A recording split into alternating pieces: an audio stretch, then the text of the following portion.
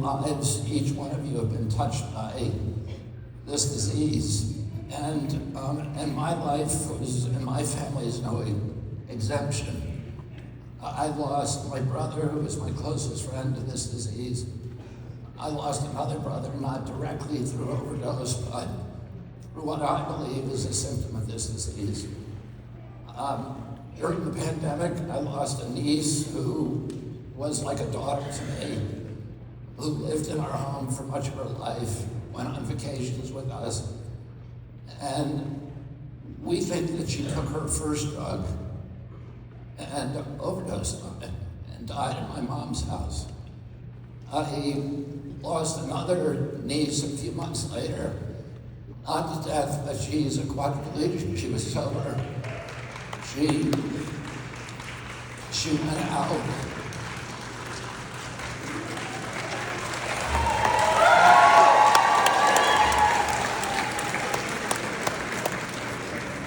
She went out for just a night, and she became a quadriplegic. And so we're all affected by this, and I was personally affected, so I'm HHS secretary. And I was given a speech by one of my agencies, by SAMS, asked by two of them, and it was loaded with inventories that document the terrible, the catastrophic cost of this disease in recent years to our country.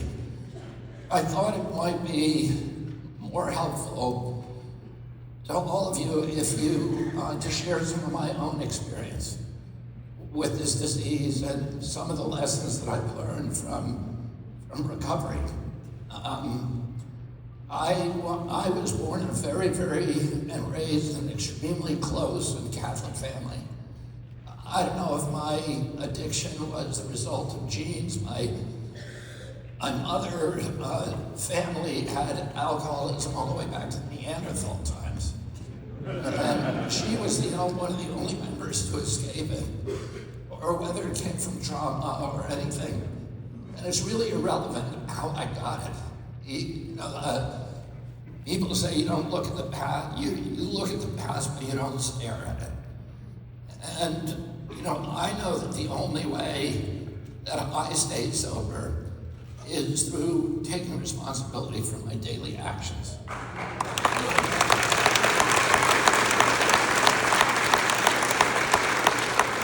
accepting things I can't control and trying to practice gratitude for them. And with the knowledge that the only thing that I really control is this little piece of real estate inside my own shoes. And I can have control over my behavior, my daily conduct, and not of the world around me. And I can't let the world around me control me. But I was close. I had a huge family, 29 cousins, 11 brothers and sisters, all very close.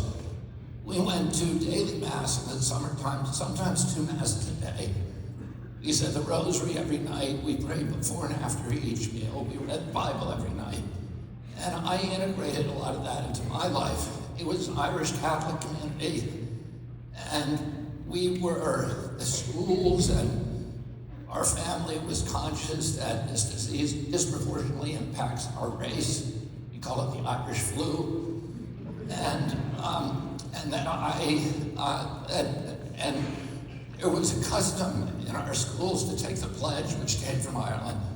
So you would swear that you would never take a drink in your lifetime. And you were given a pledge pin if you were willing to take that vow. And I took it when I was a kid, and I took that responsibility very seriously, that commitment very seriously. By the time I was 15 years old, I never even drank coffee. And my father died the summer before. And that summer, I went to a party, a going-away party for the elder brother of a friend of mine who was being shipped to Vietnam. He'd been drafted, and the party turned into a melee, and he ended up hitting a cop and going to jail instead of Vietnam.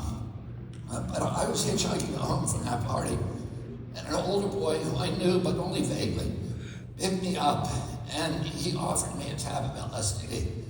And LSD had come to Cape Cod that night. This was 1969. And a lot of people in my town, as it turned out, had taken it. I would never have taken it, but the town that I lived in had one store. It had a post office and one store. And every Tuesday, the comic books came to that store. And I was addicted to comic books, as were a lot of my peers. And my favorite comic was a comic called Turok, Son of Stone, which was about these two Indians.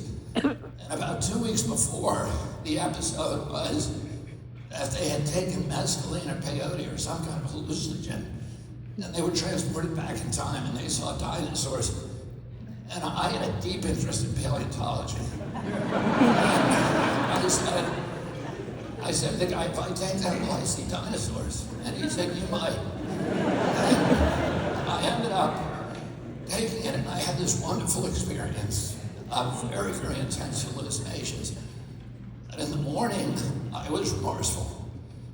And I was kicking myself and saying, you swore you would never do this, you broke your commitment to yourself, and I swore to myself I would never take drugs again. And I was walking home from the town, which is about 3 miles from my home, and I was getting darker and darker as I crashed from the acid. And when I saw it, and I had to go home and face my mom. I violated my curfew, and my mother had invented tough love. And I saw some older boys in the woods near my home, and I went in to see what they were doing, and I told them that I was crashing on the acid. And they said, try some of this, and it was a line of crystal meth.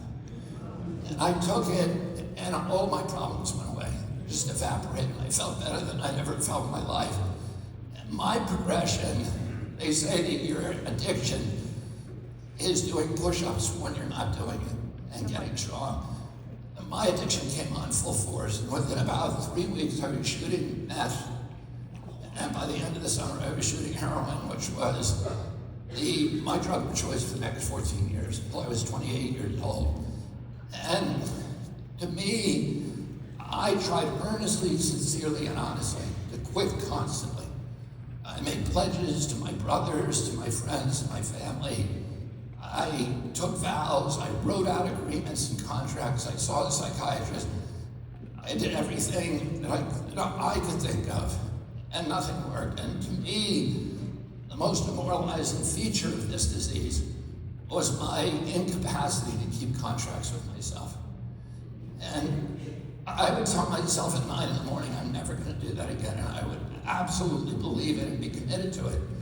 By 4 o'clock, I was doing it, and I had no control over that person that I was going to be at 4 o'clock. And of course, like most addicts, I interpreted this as a moral failure, as a character failure.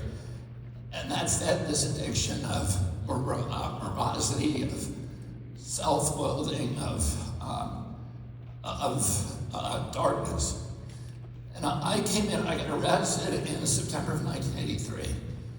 And at that time, the cat was out of the bag, and I was able to do things, including go to 12-step programs, which I would have never done before. Because of my family and the way that I've been raised, the last thing I would do was to share secrets that I had with a crowd that I didn't know. So suddenly I could do that.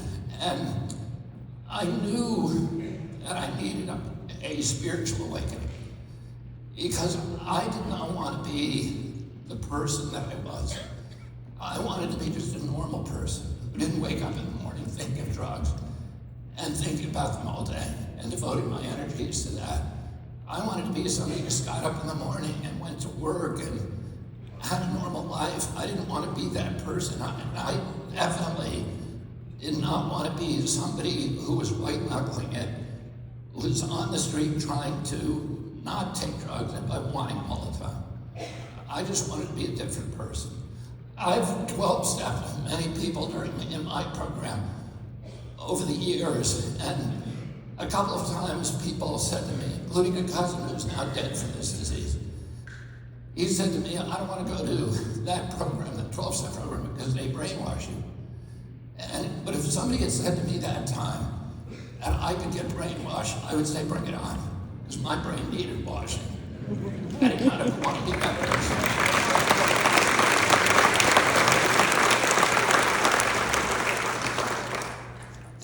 I had a friend, my little brother's best friend, who used to take drugs the same way that I did, and, snorting lines and shooting dope. And he became a Mooney. He joined the Unification Church. And he became a follower of Reverend Sun Myung Moon. And he would still hang out with us, but he just didn't want drugs anymore. And we could do them right in front of him. And he had no compulsion. And I used to think about him when I first started getting sober. And I would think to myself, because I had a lot of biases at that time, I'd rather be dead than be a Mooney. But I wish there was some way for me to distill whatever he had that made him impervious to that compulsion without becoming, a religious nuisance. And at that time, I picked up a book that was just laying on a table by Carl Jung called Synchronicity. The only reason I picked it up was because there was an album by the Police at that time by the same name. And it had just come out. And I didn't know what the word was. And synchronicity is a coincidence. It's like the kind of thing that all of us experience at one time or another. Or you, for example, talking about somebody that you haven't thought about in 20 years, and the phone rings and it's that person on the phone. And Jung, who was a deeply spiritual man, and played a key role in developing the spiritual dimensions of the 12-step program, he was a protege of Freud. And unlike Freud, who was an avowed atheist, Jung was a deeply spiritual man. And he had authentic spiritual experiences from when he was a little boy. And he said in this book he was trying all these ways he had a lot of synchronicities in his life. They were transformational experiences for him. For example, at one point he was sitting with a patient on the third floor of his sanatorium, which was the biggest sanatorium in Europe. And it was a female patient, and she was talking about a dream. And the fulcrum of that dream was a scarab beetle, which is a creature that doesn't exist in Northern Europe. It's a very common piece of iconography with spiritual resonance on the hieroglyphics of Egypt, on the tombs, the obelisks, etc. And while he's talking to her, he hears the bing, bing, bing on the wall, on the window behind him. And he doesn't want to take his attention away from the patient to find out what it is, but finally, in exasperation, he stands up and throws open the window, and a scarab beetle flies in and lands in his palm. And he turns to the woman and says, "This is what you were dreaming about." And those kind of things happen to him all the time, and he believed that was God's way of breaking all of his rules, the rules of probability, of chance, of biology, of physics, to reach in and touch us on the shoulder and say, "I'm here with you and looking at, and watching you, and I'm with you and giving you strength." And Jung tried to reproduce that in a clinical setting. He's a very faithful scientist, as well as a deeply spiritual man. So he put one guy in one room and another guy in another room, and he'd have them turn over cards and try to guess what the other guy had picked. And if he felt that if he could break the laws of probability, and he would have proven that there is in other words, natural laws, and he would have proven that there's something supernatural. And that was the first step, proving the existence of a God, which he was very interested in doing. And he says in this book, which I really respected, that he could never succeed in doing that. But he said, science, believe spirituality.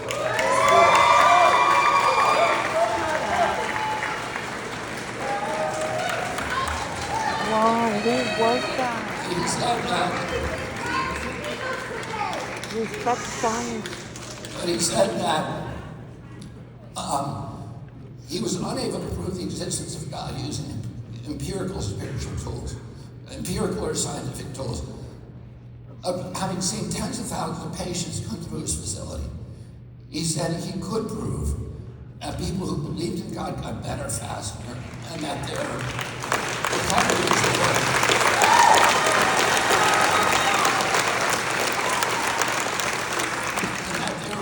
was more enduring. said that he had proved the existence of God, which I wouldn't have believed. But what he was saying is that if you believe in God, you're more likely to get sober, and that your sobriety is going to be more enduring. And so I had believed in God from when I was a kid, and I was completely integrated into my system. And when you live against conscience for a long period of time, you push any notion of God over the periphery of your horizons. So God, at that point in my life, was a theoretical construct. It wasn't a being who had any kind of relationship with me on a day-to-day basis. So I made just an intellectual decision, because at that time I had committed, and I will do anything that improves my chance of sobriety, even by 1%. So I just made a decision, I'm going to start believing in God. And then I was confronted with this dilemma that everybody who makes that kind of decision confronts, which is, how do you start believing in something that you can't see or smell or touch or taste or acquire with your senses? And Jung solves that problem. He says, fake it till you make it. Act as if. And that the obedience and the faith will precede the evidence. The evidence will become overwhelming. But first, you have to make that choice. So, I made this decision, and I started behaving like that. I knew what it looked like to have faith, and I put religious iconography, a picture of St. Jude as a saint of hopeless causes, St. Francis, who was my patron saint, and other religious iconography around my bed. I knelt and prayed, and I prayed for faith, because I didn't have any. And I prayed to make it easier for me to believe in something. And I started then behaving as if there was God up there, and he was watching me all the time, and that I had to behave myself even when I didn't have an audience. So I started breaking my day down into about 40 different moral decisions. Do I stay and do I get up when the alarm goes off? Or do I stay in bed another 15 minutes with my indolent thoughts? Do I make the bed when I go up? I've been on the road for 2.5 years, living in hotels, and I make the bed every day, which is insane. But I do it because I made a commitment, and I can keep commitments now. I do it because what I'm trying to do is to build character, and not to make a big pile for myself, and whoever dies with the most stuff wins. It's all about building character, because the wealth you build, the fame, is illusory.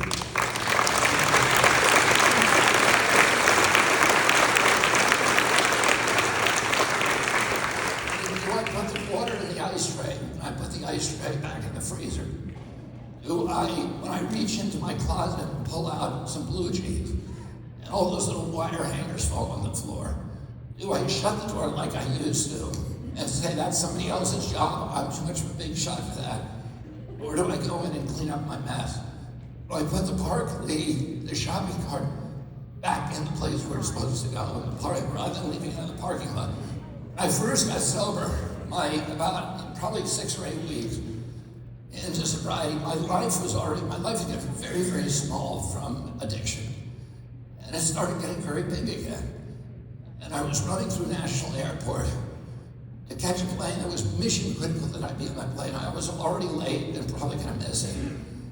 And as I was running, I was putting Dentine in my hand. I was thinking, the apocalypse is going to happen if I don't get on that plane. I was putting a piece of Dentine in my mouth, and I pulled up the wrapper. And as I ran, I threw it, and the wrapper did a perfect arc, swished right into the trash can.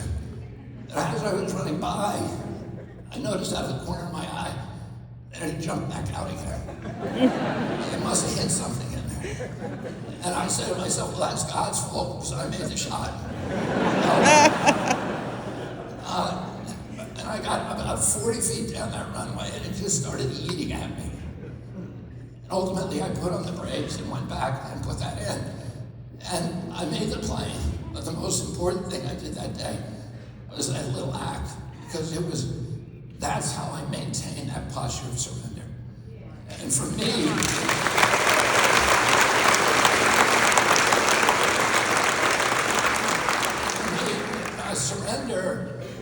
was easy when I first came in because my life made it obvious that I didn't know how to run things, and I had to let somebody else, which was God, run them. When the cash and prizes start flowing in, my inclination is to say, thanks God, I got it from here, and take the wheel of the car and drive off the cliff again. And the challenge for me, and I think for all of us who are trying to maintain long-term sobriety, is how do we stay in that posture of surrender, even when everything's going well in our lives. And my life started going well, and these miracles began, when I first came in September of 1983, I go to a meeting every day. I got off the plane last night and I went to a meeting. And when I came in 42 years ago, I said to a guy, how long do you have to keep coming to these meetings? And he said, just keep coming till you like it. I've been coming 42 years and I still don't like it. I go every day because when I go, the rest of my life works.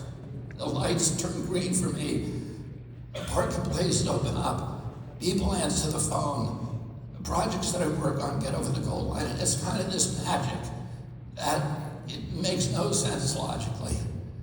And then when things do go wrong, I know how to handle crises. I know what to say to people when they have a loved one lost. I know how to handle failure in my own life. And I've learned that God talks to me through other human beings. God talks to us through many factors, through each other, through organized religions, through the great books of those religions, through wise people, through art, literature, music, poetry, through nature, but nowhere with the kind of texture and grace and precision and joy is through other human beings. And addiction is about isolation. Addicts end up in jails, institutions, and death. And even when I was surrounded by people, which was the truth, for much of my life, I was still alone. Because I was looking at life and relationships through this mesh of dishonesty, of vanity, of arrogance, and a complete lack of intimacy, a complete, real, authentic connection to community. And part of this program that I work is about increasing my connection to community and seeing God in every person, even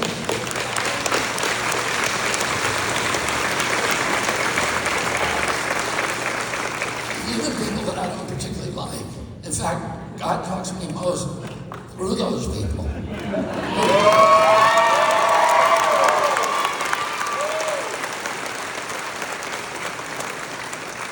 So when somebody gives me the finger on the street because they don't like my driving, I have to say that's God talking to me. What does he want me to learn? What does he want me to learn from this interaction? What am I supposed to do with this interaction? Should I pray for that person? Or should I pull them out of the car, which is what I used to do? And then it has a magical impact on me. When thank you very much.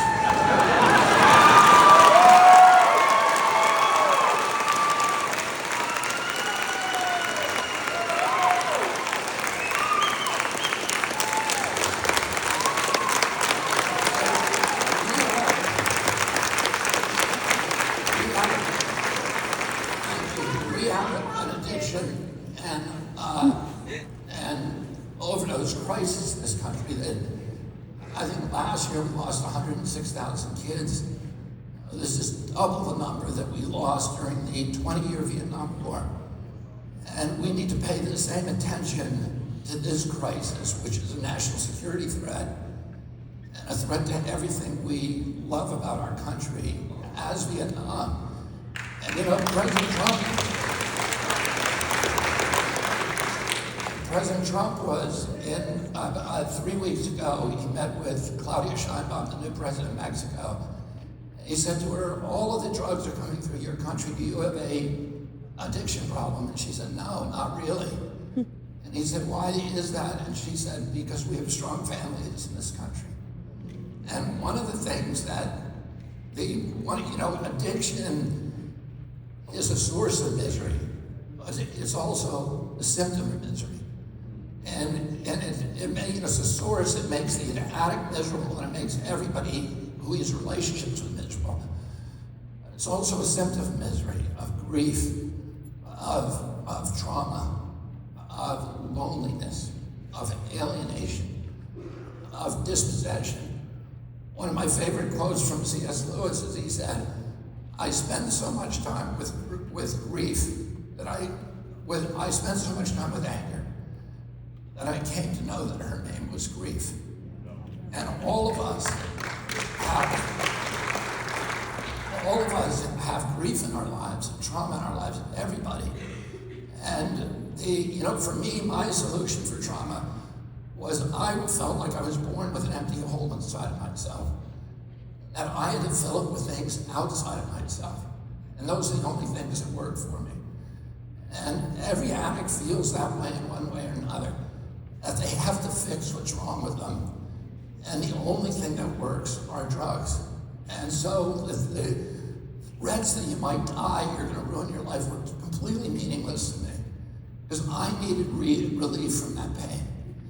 And I found that in the 12-step program, because 12 steps are about getting rid of isolation, overcoming isolation, and reestablishing our connection to community.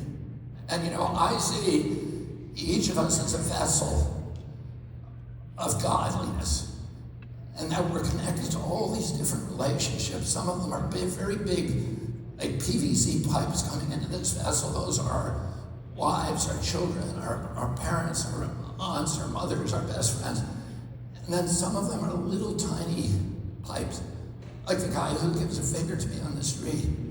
They're all relationships, and if we're working well, then there's liquid flowing through that into us, and our job is to amplify it and send it back out to the world. That's God's power. But what addiction does is our character defects, our pride, anger, lust, envy, gluttony, avarice, sloth, dishonesty, selfishness, arrogance. We plug up each of those gems, and by the end we're alone, and that vessel is stagnant. And that's the definition of insanity.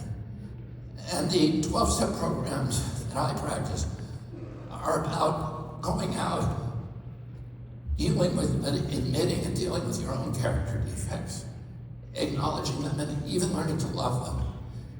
And then unclogging all of those channels by going out and making amends to people we harmed. And that way God's power comes back into us. Now, what does that mean for national policy? What it means is we have to do all of the nuts and bolts things that you are all involved with, the practical, pragmatic things. We need Suboxone, we need methadone, we need naltrexone, we need Narcan,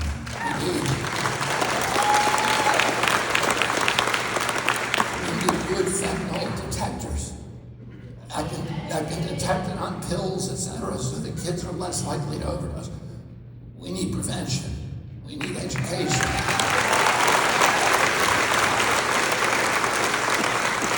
And we need treatment. And we have $4 billion in my agency to finance those solutions and those attacks on addiction and overdose. That alone, throwing money at it, is not alone going to work.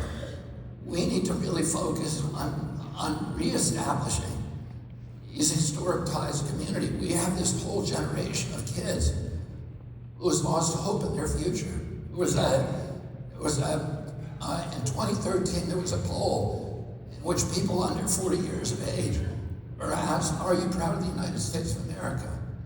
And 90% of them said yes. The same poll taken last year, 17% said yes. So you have this whole generation of children that's lost faith in our country, lost because they've lost faith in their own futures. And they've lost their ties to community. And one of the things we need to do is, by the way, we live our own lives individually, but also through policy changes, is to try try to reestablish for those kids, one, hope for the future, but also a sense of connection and usefulness to community. And there's many ways that we can do that, and particularly through service. Bill Wilson established the AA program. Well, you know, he went to the Oxford Group, which was the predecessor organization, which had 8 steps. Were 8 of the steps that are part of the AA program, but originally there was just 8. And they were designed to induce spiritual awakening, and he had a spiritual awakening. His desire, like for me, the day I had it, I never had a desire for drugs and alcohol. And the same thing happened to him, and he was 6 months down the road, could not imagine that he'd ever drink again. It was incomprehensible to him that anything like that would ever happen. He went out to Akron, Ohio, and inked a deal to buy the big vendor for Firestone and Goodyear, which had made him a millionaire during the height of the Depression. And he had spent his entire fortune preparing for that deal. When he got out there, another company came in and undermined it, and they signed the deal. And he had a moment standing in the lobby of the Mayflower Hotel in Akron, and the entire compulsion to drink came back to him in full force, like he'd never experienced it before. And he was 20 feet from the lounge. He could hear the clinking of the ice in the glass. He could hear the laughter of the patrons. And it was summoning him to go back into that bar. And he had the central revelation of all the 12-step programs, which was the only way he was going to stay sober that night, is if he found another alcoholic to help. And he went into a phone booth and started frantically dialing preachers, Salvation Army hospitals, looking for an alcoholic in Akron. And he found Dr. Bob. Dr. Bob agreed to meet with him. Dr. Bob had heard it all and was not interested, but he agreed because he was a nice guy. And when he walked in, he said, "You got 15 minutes." They ended up talking all night, and that was the first AA meeting. And they agreed the next day, the only way we can still stay sober is by helping another alcoholic. So service, and Bill Wilson realized you can't live off the laurels of the spiritual awakening. You get a daily reprieve. You have to renew the spiritual awakening every day, and the way that you do that is being useful to another person. And you know, I tell people who are unhappy with their lives, who lost a boyfriend or a girlfriend, who are in depression, I say, one of the best ways to deal with that is to wake up in the morning and instead of saying, what can I do to make myself happy? What can I do to make myself more loved? What can I do to get my boyfriend back? I say, when you get up in the morning, you have to ask one question. You have to say, reporting for duty, sir. And then you have to ask one question and say one prayer. Please make me useful to another human being today.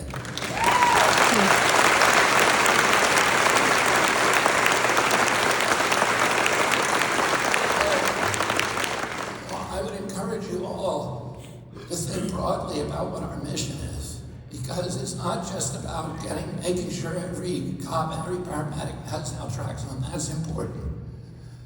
And it's not just the prevention on the border. That's important.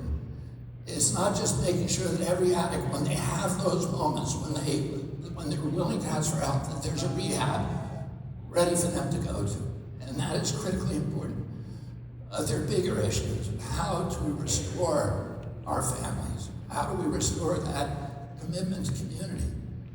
You know, I was in Virginia the other day, and I went to a school where they have cell phone use banned, a public school. The grades have skyrocketed, the test scores have skyrocketed, the violence has dropped. I walked through the lunchroom and saw kids talking to each other. Nobody was looking at a cell phone. I went to the